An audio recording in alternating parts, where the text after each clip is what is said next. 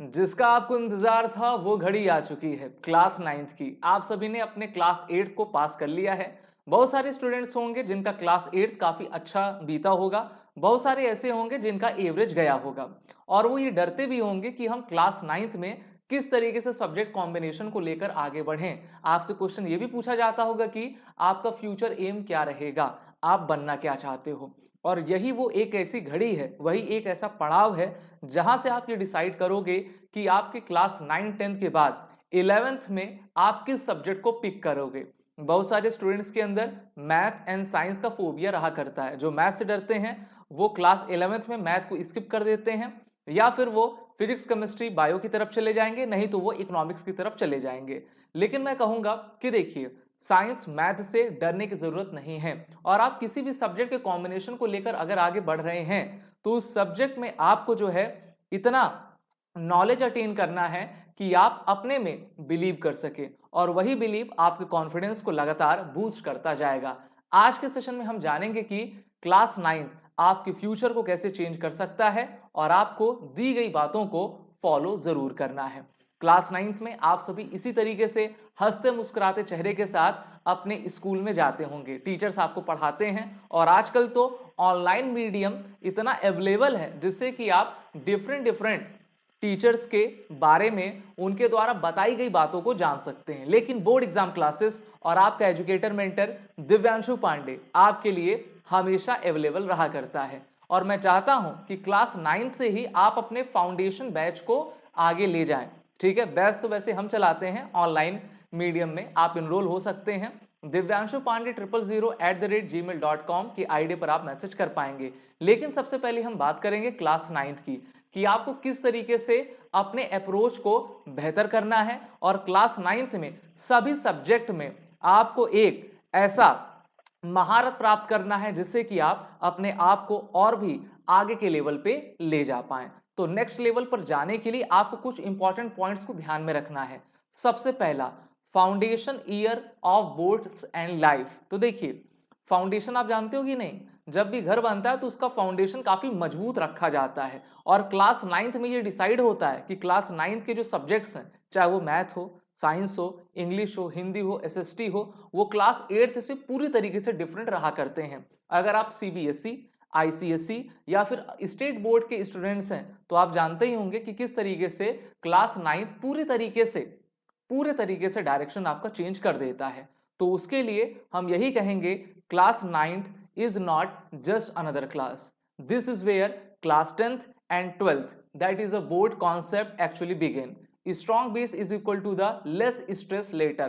कहते हैं ना, देखिए आर्मी में कहा जाता है कि जितना आप पसीना अपनी ट्रेनिंग में बहाएंगे उतना ही कम खून आपको युद्ध के मैदान पर बहाना होता है। तो इसलिए कहते हैं कि अगर आपने फाउंडेशन में ही इतनी मेहनत कर ली तो पक्का है ये क्लास 10th और क्लास 12th के एग्जामिनेशन में आपको स्ट्रेस बहुत ही कम होगा। ऐसा क्यों? क्योंकि कॉन्सेप्ट आपके क्लियर होंगे।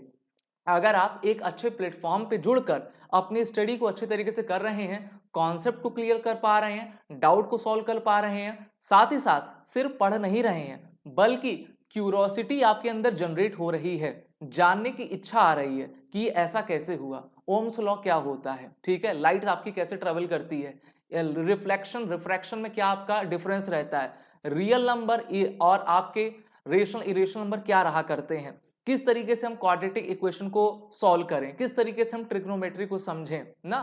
तो ये बहुत सारे आपके कॉन्सेप्ट हैं और धीरे धीरे करके हम उनको आपका क्लियर करेंगे और उन कॉन्सेप्ट को आप सभी को समझना भी रहा करता है। इसी के साथ मैं आपको कहूंगा कि discipline is equal to the consistency. जी हाँ, अगर आप अपनी हैबिट को बेहतर करते हैं और डेली एक फ्लो चार्ट बनाकर एक टाइम मैनेजमेंट बेहतर करके आप अपनी कंसिस्टेंसी को इंप्रूव करेंगे तो आपका डिसिप्लिन भी अच्छा होगा, आपके अंदर एक स्ट्रॉन्ग लीडरशिप बिल्ड होगा, साथ ही साथ आप अपने स्टडी में और जो भी आप अन्य काम करते हैं उसमें अपने आप को स्ट्रॉन्ग कर पाएंगे।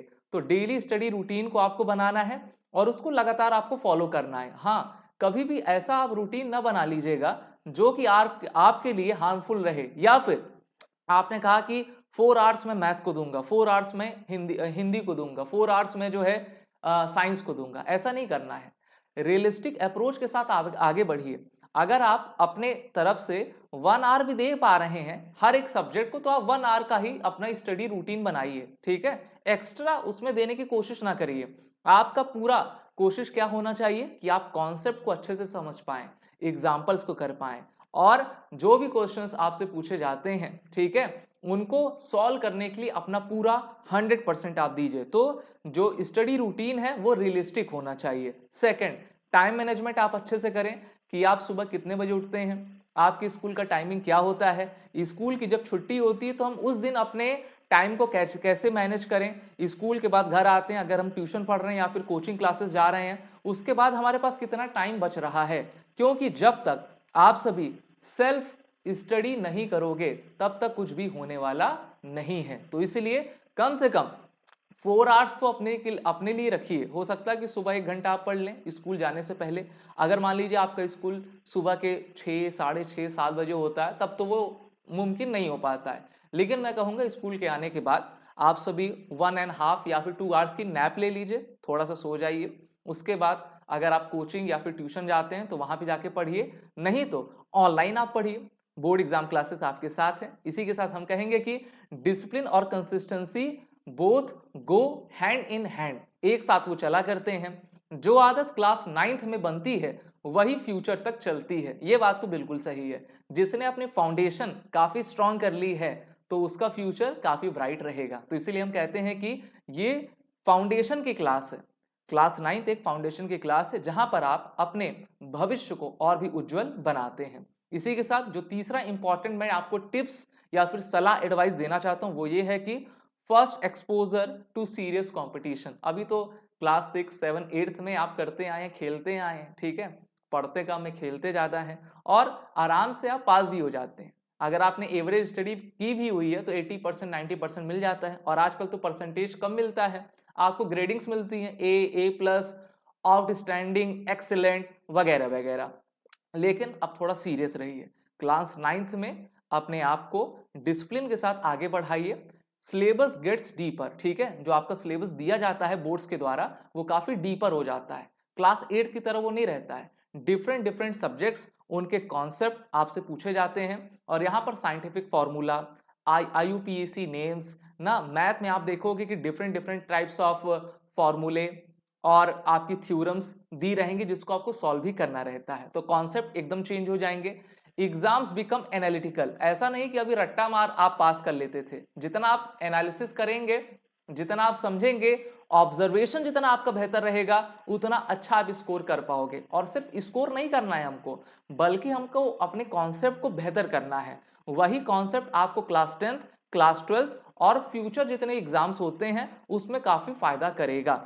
अगर आप NDA आर्मी में जाना चाहते हैं, एयरफोर्स में जाना चाहते हैं, साइंटिस्ट बनना चाहते हैं, डॉक्टर बनना चाहते हैं, ठीक है, तो यहीं से आपकी एनालिटिकल रीजनिंग एबिलिटी और लॉजिकल रीजनिंग काफी बेहतर होगी। कंपैरिजन स्टार्ट्स, यहीं से कंपेयर आपका होगा ना, कि देखो पड़ोसी के बच्चा इतना परसेंट पाया, तुम कितना पाए हो। लेकिन मैं एक्चुअली कहता हूं कि आपका कंपैरिजन आपसे होना चाहिए कि सेमेस्टर फर्स्ट में या फिर आपका जो टेस्ट होता है, टेस्ट फर्स्ट में मेरा जो नंबर आया था वो टेस्ट सेकंड में और भी बेहतर होना चाहिए। जो मैंने कॉन्सेप्ट समझा है, क्या मैं दूसरे को समझा पा रहा हूं कि नहीं। आइंस्टीन ने बड़ा अच्छी बात कही थी कि जब तक आप पढ़ी हुई चीजों को दूसरों को नहीं समझा पाते, इसका मतलब है कि आपने उसको खुद अभी तक समझा नहीं हुआ है। तो इसीलिए कंपेयर आप खुद से करिए, दूसरों से बिल्कुल ना करिए, और इस चीज को दिमाग में प्रेशर बिल्कुल ना लीजिए।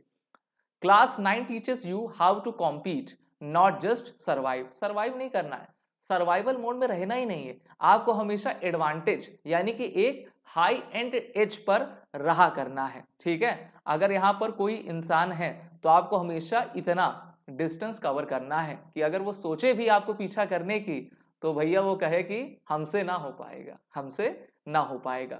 The fourth important advice for you is math and science become game changers. जी हाँ, मैथ और साइंस एकदम गेम चेंज कर देते हैं। बहुत सारे बच्चे कहेंगे नहीं नहीं हमको मैथ साइंस पे नहीं जाना है, हमको इकोनॉमिक्स पे जाना है। तो आप डर क्यों रहे हो? डर आप इसीलिए रहे हो क्योंकि 6 से 8th तक जो आपको प्रैक्टिस करनी थी, जितना फोकस डालना था, या फिर आप नहीं दे पाए हो, या फिर आपके पास कोई ऐसा इंसान नहीं रहा है जो कि आपको गाइड करे। लेकिन अब चिंता करने की कोई बात नहीं है, क्योंकि मैं दिव्यांशु पांडे आपके साथ हूं और आपको अब अपने मैथ और साइंस को एक नेक्स्ट लेवल से शुरुआत करनी है। कहते हैं ना, जब जागो तब सवेरा। तो अब आपका सवेरा हो चुका है, जागिए। और मैं तो अपनी तरफ से कहूंगा कि आप मैथ साइंस को लेकर आगे बढ़िए। Weak here is equal to problems in class 10th 11th 12th। अगर आप यहां पर कमजोर हो जाते हैं तो देखिए, क्लास 10th में भी आपको साइंस और मैथ दोनों ही परेशान करेगी। Strong here, confidence sky high. अगर आप क्लास 9 से ही अपनी स्टडी को स्ट्रॉन्ग करने की कोशिश करेंगे, पढ़ाई में पूरा जोर देंगे, सेल्फ स्टडी अच्छे से करेंगे, कॉन्सेप्ट अच्छे से समझेंगे, क्वेश्चंस को करेंगे, बार बार आप रिवीजन करेंगे, लिख लिख कर याद करेंगे, तो उससे आपकी राइटिंग भी इंप्रूव होगी, कॉन्फिडेंस तो हमेशा हाई रहेगा ही रहेगा। So concept clarity is greater than रट्टा लर्निंग। रट्टा नहीं करना है। बहुत सारे बच्चे करते हैं कि मैथ के थ्योरम को ही याद कर लेते हैं। भाई आप याद ना करो, हम ऐसा आपको पढ़ा देंगे कि आपको याद करने की जरूरत नहीं रहेगी। ठीक है, तो इसलिए आप कॉन्फिडेंस तभी बूस्ट कर पाओगे जब आपकी हैबिट अच्छी रहेगी, डिसिप्लिन अच्छा रहेगा, कंसिस्टेंसी रहेगी और फियर फैक्टर नहीं होगा। ठीक है, तो इसलिए these are the common mistakes जिससे आपको बचना है। इसी के साथ the next important point is career direction start here. बहुत सारे बच्चे होंगे कहेंगे मैं इंजीनियर बनूंगा, मैं ये बनूंगा, मैं वो बनूंगा। भाई बनोगे आप तभी ना जब आपने क्लास 9th के फाउंडेशन को काफी स्ट्रॉन्ग किया हुआ हो। अब आप ये ना कहिएगा अरे 9th में तो सब पास हो जाते हैं। पास हो जाएंगे आप, लेकिन जब तक कॉन्सेप्ट में क्लियरिटी नहीं रहेगी, आपकी स्टडी में पकड़ नहीं रहेगी, तब तक आप कुछ नहीं कर पाओगे। और अगर आपको बहुत कुछ अचीव करना है, अपने करियर के डायरेक्शन को अपने मन चाहे और ले जाना है और उस ड्रीम को ट्रू करना है, तो इन स्टेप्स को आपको फॉलो करना होगा। जैसे कि साइंस, कॉमर्स, आर्ट डिसीजन। ठीक है, यही डिसीजन आपको लेना पड़ता है कि मैं साइंस साइड जाऊं, मैथ साइंस की तरफ, कॉमर्स की तरफ चला जाऊं या फिर आर्ट्स की तरफ चला जाऊं। अब मैं आपको ये एडवाइस दूंगा कि तीनों ही सब्जेक्ट बहुत ही अच्छे हैं। ठीक है, सभी स्टूडेंट्स अपने अपने कैलिबर से, अपने अपने एबिलिटी से अपने स्ट्रीम्स को डिसाइड करते हैं कि मुझको जाना किधर है। लेकिन मैं आपको बात बता दूं कि साइंस स्ट्रीम से बहुत सारी अपॉर्चुनिटीज आपके लिए खुले रहते हैं। ठीक है, बहुत सारे कोर्सेस आप कर सकते हैं, बहुत सारे फॉर्म्स को आप आफ्टर 12th भर पाओगे और उसमें आपको काफी मोटा मिलेगा भी। ठीक है, इंटरेस्ट डिस्कवरी आपकी होती है, स्ट्रेंथ एंड वीकनेस की एनालिसिस आप यहीं से कर पाते हैं। ठीक है, और जितनी स्ट्रेंथ आपकी रहेगी, किसी भी आप स्ट्रीम में जाइए उसमें आप बेहतर ही करेंगे। Class 9th helps you choose wisely not blindly. ठीक है, आंख बंद करके ना विश्वास करिए। अगर मान लीजिए आपको साइंस में उतनी रुचि नहीं है, कॉमर्स सेक्टर में आप जाना चाहते हैं, बैंकिंग में जाना चाहते हैं, तो आप बैंकिंग में जाइए। आप आर्ट्स में जाना चाहते हैं तो आप आर्ट्स में जाइए, साइंस में जाना चाहते हैं साइंस में जाइए, लेकिन जाइए किसी भी स्ट्रीम में, लेकिन पूरे फुल फोकस के साथ। और हाँ, जी ना चुराइए कि नहीं नहीं भाई साइंस से डर लगता है, कॉमर्स से डर लगता है, तो आर्ट में चले जाते हैं। अगर आप थोड़ा बहुत भी स्टडी में एवरेज हैं तो हम आपको अपलिफ्ट करेंगे, आप थोड़ा सा भरोसा रखिए। ठीक है, और मैं कहूंगा कि साइंस साइड काफी अच्छी रहा करती है आज के दौर में। कंप्यूटर तो आप पढ़ ही रहे हैं, कंप्यूटर में भी अपने आप को आगे बढ़ाइए। Failure has here is a lesson not the end. हमेशा फेल्योर हमको क्या बताता है, एक सीख देता है कि हमको ये नहीं करना चाहिए। ठीक है, तो देखिए, low marks in class 9th is equal to the warning sign, better to fail early and improve then regret later. ये अच्छी बात है कि आप पहले फेल हो जाएं ना, अगर आप बार में फेल होंगे तो आपको रिग्रेट होगा, अरे क्लास में सर कह रहे थे कि क्लास 9th में अच्छे से पढ़ लेता हूं, क्लास 10th में मुझको झटका नहीं लगेगा। झटका नहीं चाहिए, ग्रेटर देन 90% आपको मार्क्स चाहिए। तो अभी से अपने फाउंडेशनल स्टडी को आप स्ट्रॉन्ग करते चले जाएं। इसके लिए ये जो स्टेप्स मैं बता रहा हूं उसको आप फॉलो करिए। इसी के साथ self confidence is build. Self confidence यानी कि आत्मविश्वास कैसे बनता है। When you improve from class 9th you trust yourself. आप अपने में विश्वास रखोगे, yes I can do it, I will do it and I shall 100% do it. You stop fearing exam. Exam से डर लगना कम हो जाएगा। कभी कभी बच्चे बहुत डरते हैं कि अरे जो हमने पढ़ा है और क्वेश्चन अगर घूम के पूछ ले तब क्या होगा। जब तक कॉन्सेप्ट आपका गहरा नहीं है, जब तक आपने डीप एनालिसिस स्टडी नहीं की है, तब तक आप डरेंगे। लेकिन अगर आपने इन सभी को किया हुआ है तो आप कहेंगे ठीक है भैया पूछो, ठीक है, अपनी पूरी ताकत से क्वेश्चन को फेंको, मैं उसको सॉल्व जरूर करूंगा। You believe in your growth. तो देखिए, देखिए जो आपका लॉयन है वो भी एक कैट ही है। लॉयन एक बिग कैट की फैमिली से आता है। तो जब आप अपनी परछाई को देखोगे तो आपकी ये एबिलिटी है कि आप शेर बन सकते हैं। आप अपने आप को भीगी बिल्ली ना समझिए, आप दहाड़ेंगे और आप जो पाना चाहते हैं वो आप पा पाएंगे। ठीक है, सो ये जो आपके फ्लाइंग विंग्स रहेंगे आपके अंदर हैं, बस आप अपनी एबिलिटी को आप बेहतर करिए, वो विंग्स निकलेंगे और आप ऊंची उड़ान उड़ते चले जाएंगे।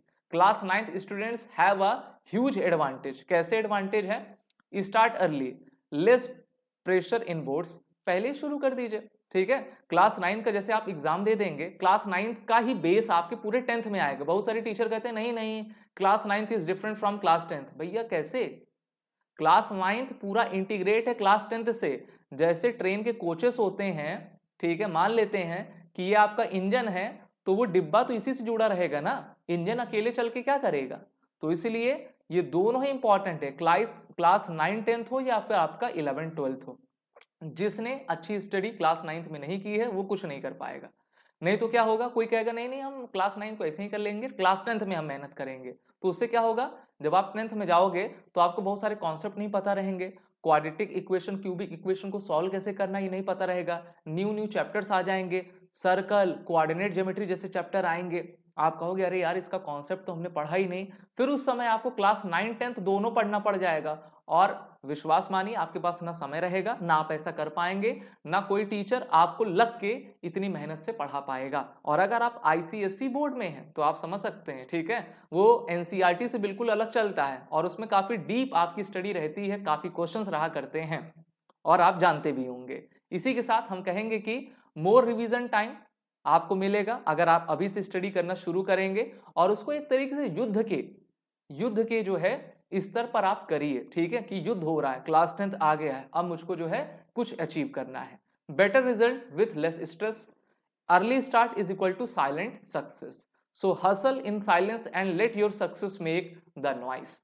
ना, शांति में अपनी प्रिपरेशन करिए और फिर सफलता आपकी शोर मचा देगी। सभी जानेंगे कि हाँ ये बच्चा काफी अच्छे से पढ़ता था और आप सभी को इंप्रेस भी कर पाएंगे अपनी स्टडी से।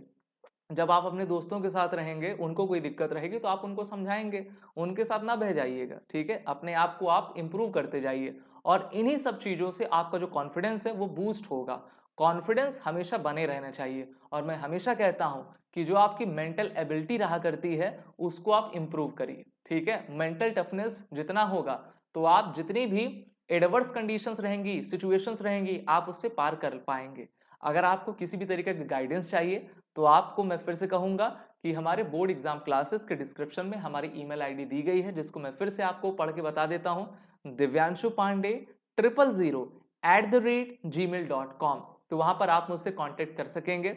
हमने इसी मंथ से नए बैचेस बोर्ड एग्जाम क्लासेस के निकाले हुए हैं, जहां पर आप ऑफलाइन या फिर ऑनलाइन एकेडमी में जुड़कर जो है अपनी प्रिपरेशन कर सकेंगे। बेहतरीन कोर्स है और एक अच्छे अप्रोच के साथ। तो हम चाहेंगे कि आप बेहतर करें और इस सेशन को आप सभी लाइक और शेयर जरूर करते जाएं। So wish you all the best for your upcoming future.